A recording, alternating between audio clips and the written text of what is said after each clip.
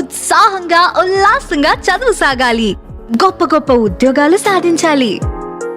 Vignan deemed to be university. ఈరోజు MP Vivekananda Reddy గతం జయంతిని దృష్టిలో పెట్టుకొని కుటుంబ సభ్యులను ఒకసారి పరామర్శ చేయాలా, మా దోషం లేదు, ఇది స్వయంగా వైఎస్ జగన్మోహన్ రెడ్డి ఆధ్వర్యంలో అవినాష్ రెడ్డి వారి యొక్క ఆధ్వర్యంలో జరిగిన 100% హత్య అని తెలిసి ఆ స్పాట్ కూడా వాళ్ళు చెప్పే ప్రాంతం చూసి ఆయన ఫోటో చూస్తే ఎంత బాధాకరం. మాకు రాజకీయ విభేదాలు ఉండవచ్చు, కానీ ఇటువంటి దరిద్రపు ఆలోచన ఈ వైఎస్ జగన్మోహన్ రెడ్డికి అవినాష్ రెడ్డికి రావడం చాలా బాధాకరం. కానీ తెలుసు ఇది అవినాష్ రెడ్డికి ఆ రోజు ఇది 2019 ఆగస్టు 15, ఆగస్టు కాదు కదా, మార్చి 15 నాటి ఇష్యూ, అంటే 6 సంవత్సరాల 3 నెలల కిందటి మాట. మీరందరూ మిమ్మల్ని లోపలికి రానిలే, నాకు తెలిసి విలేకరులు మీరే చెప్పాలా. మీరందరూ చాలామంది స్థానిక విలేకరులు ఆ రోజు ఈరోజు, అంటే ఉద్దేశం కుట్రపూరితం. వివేకానంద రెడ్డి హత్య ఎట్లా కుట్రపూరితమో కోడి కత్తి కూడా ఒక డ్రామా. మొన్న ఎలక్షన్లలో జరిగిన కనురెప్ప మరొక డ్రామా. ఇప్పుడు ఈ ఎలక్షన్లో ఆడే డ్రామా మరొక కొత్త డ్రామా. నిన్న పోలీసులను కూడా విమర్శించడం మరొక డ్రామా. ఈ డ్రామాలమయం. ఈ ఎలక్షన్ దృష్టిలో పెట్టుకొని మేము ఇక్కడ ప్రచారానికి వచ్చినాం.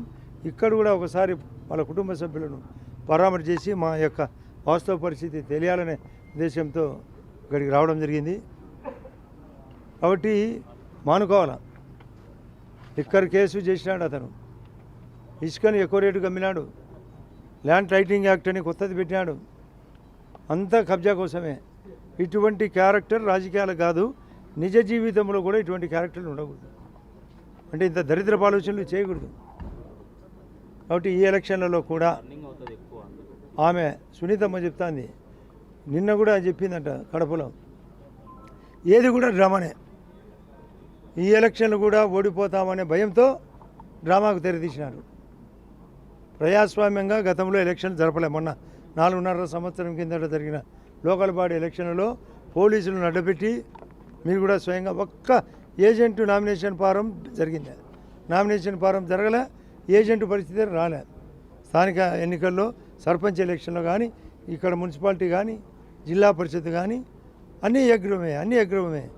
ఇప్పుడు ఏకగ్రీవము దశ నుంచి పోలింగ్ దశకు చేరడంతో మన వచ్చిన మా భూపేశ్ రెడ్డికి కానీ లేదా రవిరెడ్డికి 25% ఓట్లు వచ్చినాయి. మేము దాని 52% తగ్గకుండా అబోగు తీసుకోవాలని ఉద్దేశంతో ఉన్నామని తెలుసుకొని మీరు కూడా స్వయంగా తిరుగుతున్నారు, మా వాళ్ళు ప్రచారం తిరుగుతున్నారు. మేము చేసినాం మంచి, మేము పెన్షన్లు పెంచినాం 4,000, సిలిండర్లు ఇస్తున్నాం 2 ఇచ్చినాం, 1 ఇవ్వబోతున్నాం సంవత్సరానికి. అదే కాకుండా తల్లికి వందనం అతని మాదిరి జగన్మోహన్ రెడ్డి మాదిరి కాకుండా ఒకరికే బదులు 2, 3, 7 మందికి కూడా ఇచ్చిన సందర్భం.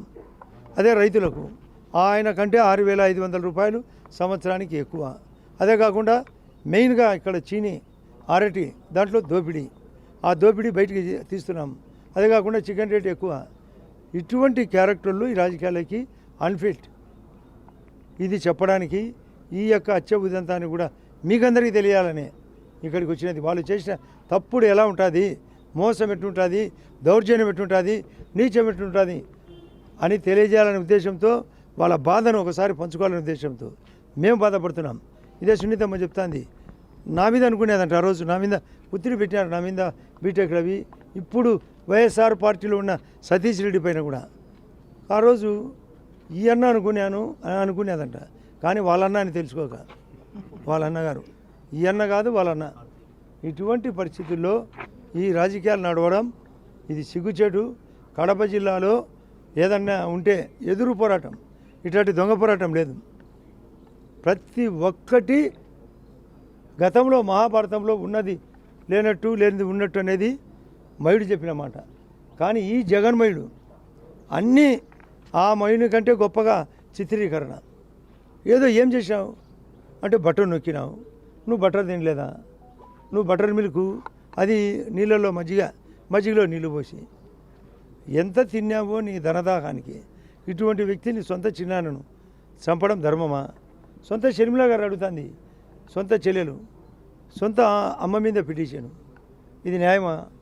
ఇది పులివెందుల వాసులకు, కడప జిల్లా వాసులకు తగునా? ఇది మేము ప్రజల్లోకి ఎలక్షన్ సందర్భంగా మళ్ళీ ఒకసారి తీసుకుపోతూనే ఉంటాం. ఈరోజు 8, రేపు మొన్నాడు కూడా మేము ప్లే కార్డు ద్వారా లేదా రోడ్ షో ద్వారా, మా యొక్క ప్రచారం ద్వారా, పత్రికల ద్వారా, కరపత్రాల ద్వారా జరుగుతూనే ఉంటుంది. ఎందుకు ఛాలెంజ్గా తీసుకోం మేము? ఇటువంటి తప్పుడు క్యారెక్టరు వాళ్ళ సొంత చెల్లెళ్ళకు, సొంత కుటుంబ సభ్యులకు ఎంత బాధ ఉంటుంది. ఇప్పుడు ఆమె సౌభాగ్యమ్మ ఎంత బాధపడుతుంది.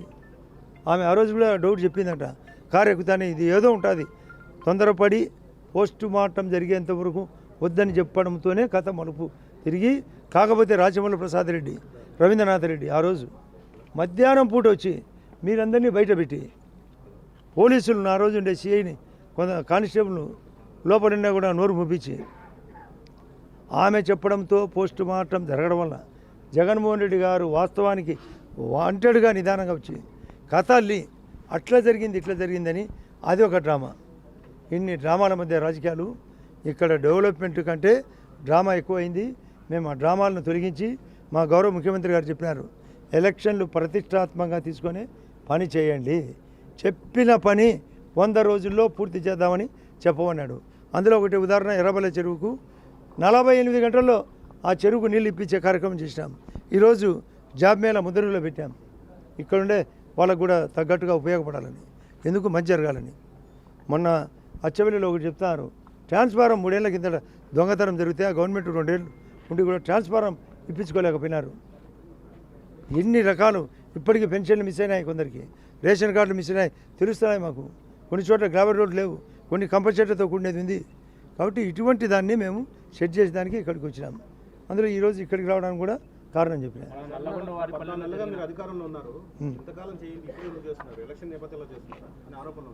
ఎవరికి?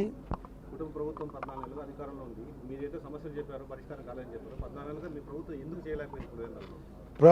ఈ కూటమి ప్రభుత్వం వచ్చినప్పుడు చేయలేకపోవడం ఏంది? చేస్తూనే ఉన్నాం. అంటే తల్లికి వందనం ఇలేదా? పులివెందులో చెప్పండి. పులివెందులో డెవలప్మెంట్ సంబంధించి ఎర్రబెల్ల చెరువు చెప్పారు, ఎర్రబెల్ల చెరువు నోటీస్ తీసుకొచ్చారు, వెంటనే చేసినాం. వాళ్ళు కూడా తెలియదు కాదు, చెప్పాలి కదా. అడగంది అమ్మైనా పెట్టదు, అడగంది అమ్మైనా పెట్టదు. సమస్య చెప్పినారు, పూరించినాం. ఇన్ని సంక్షేమ పథకాలు చేస్తున్నామని చెప్తా ఉన్నారు, ఇవే మిమ్మల్ని గెలిపిస్తాయంటారు. మరి ఎందుకు ఈ దాడులు జరుగుతూ ఉంటాయి? వాళ్ళు అదే టీడీపీ వాళ్ళు చేస్తారనేది వైసీపీ వాళ్ళ ఆరోపణ. అసలు వాళ్ళకు దాడులు అలవాటు. వాళ్ళు మా వాళ్ళను బెదిరించినప్పుడు ఈ ప్రజాస్వామ్యంలో ఖచ్చితంగా ప్రతిఘటన ఉంటుంది. ఆ ప్రతిఘటనలో భాగంగానే వాళ్ళు దౌర్జన్యం, ఆ దౌర్జన్యాన్ని మా వాళ్ళు ప్రతిఘటించారు. దానికోసం జరిగింది ఇది. అంతే కదా, ఘటన ప్రతిఘటన కేసులు అయినా అంటే ఇరు వర్గాలు వాళ్ళు చేసినారు కదా, మా వాళ్ళు చేసినారు కదా, ఎందుకు ఊరుకుంటారు? బ్రిటిష్ వాళ్ళ మీద తిరుగుబాటు జరిగింది, వాళ్ళు దారుణం కాబట్టి మేము కూడా ప్రతిఘటన.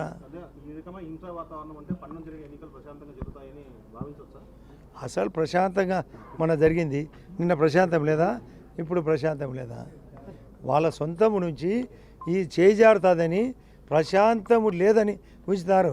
గత ఎలక్షన్లు మీరందరూ విలేకరులు, స్థానికులు, ఆ 4.5 సంవత్సరం కిందట ఏ ఒక్క ఎలక్షన్ నామినేషన్ జరిగింది అక్కడ? వివేకానంద రెడ్డి హత్య మీరందరికీ తెలుసు. మిమ్మల్ని లోపలికి రానిచ్చారా? మీరు చెప్పాలా? మీరందరూ మాకంటే ప్రత్యక్ష సాక్షులు. మా మీద కేసు పెట్టలేదా? అవినాష్ రెడ్డి దగ్గరుండి గంగిరెడ్డి ద్వారా అందరి ద్వారా కడిగిలేదా? అటువంటి క్యారెక్టర్ వాళ్ళు నిజం చెప్తారనేది అనుకోవడం మీ తప్పు. ఈ ఎన్నికల్లో ప్రధాన అజెండా అభివృద్ధి లేదంటే వైఎస్ వివేకానంద రెడ్డి కేసు? అభివృద్ధితో పాటు ఈ కేసుతో పాటు సుప్రీంకోర్టులో బెయిల్ రద్దు కూడా ఇప్పుడే ఈ టైంలోనే అది హీరింగ్ జరిగింది కదా, మళ్ళీ 19వ తేదీ ఉంది కదా. అన్నీ ఉంటాయి. రాజకీయాల్లో అభివృద్ధి ఉంటుంది, సంక్షేమం ఉంటుంది, దరిద్రపు వాళ్ళు నడిపిన దొంగ కేసులు ఉంటాయి, ప్లస్ పాత కేసులు సిబిఐ కూడా ఉంటాయి, అన్నీ ఉంటాయి. ఎందుకు వదిలిపెడతాం? మా మీద పెట్టలేదా? మా మీద ప్రతి కేసు పెట్టలేదా? అసలు ఆల్రెడీ చర్చించిన పత్రికలు కూడా చెప్పిన, అమిత్ షా గారు గౌరవ హోమ్ మినిస్టర్ గారు జనవరి 19 నాడు విజయవాడకు వచ్చినప్పుడు స్వయంగా ఒక నివేదిక ఇచ్చిన ఈ కేసు ఎందుకు లేట్ చేస్తారని ఇచ్చినా కూడా ఎందుకు అడగ మా బాధ మాకుంది, మాకు భార్య పిల్లలు లేరా, మా వాళ్ళు బాధపడరా, లేని కేసులు మేము గతం ఫ్యాక్షన్ ఎదుర్కొన్నాం, సమస్యల నుంచి బయటపడినాం, ఉన్నతంగా జమ్మలమడుగు నియోజకవర్గాన్ని అభివృద్ధి చేస్తున్నాం. ఈ దశలో నా మీద కేసు పెట్టినారు. నేను ఆ రోజు ఎంపీగా పోటీ చేసినాను కాబట్టి నన్ను తుదముట్టించేదానికి మొన్న 5 ఏళ్ల పాటు అన్ని ప్రయత్నాలు చేసినారు. నా మీద కేసులు పెట్టారు, నన్ను చంపడానికి అన్ని ప్రయత్నాలు చేసినారు. రాజకీయ ప్రాధాన్యత అనుకోవచ్చా? ఏమో ఒకరు ఎవరు సునీతంతో భేటీ రాజకీయ ప్రాధాన్యత అనుకోవచ్చా? రాజకీయ ప్రాధాన్యత మా మీద పెట్టిన ఆమె ఇప్పుడు గమనించింది మేము చేయలేదనే తప్పును. ఆమె చెప్పి దానికి వాళ్ళ అమ్మను కూడా కనపడాలని, మేము చేయలేదు తప్పు, ఈ ప్రదేశాన్ని చూడాలా, మేము ఇక్కడే ఉన్నాం, ఒకసారి చూసిపోతే మేము తప్పుడు చేయలేదు, వాళ్ళు తప్పు చేసినారని వాళ్ళ బాధను మేము పంచుకోవాలని వచ్చినాం.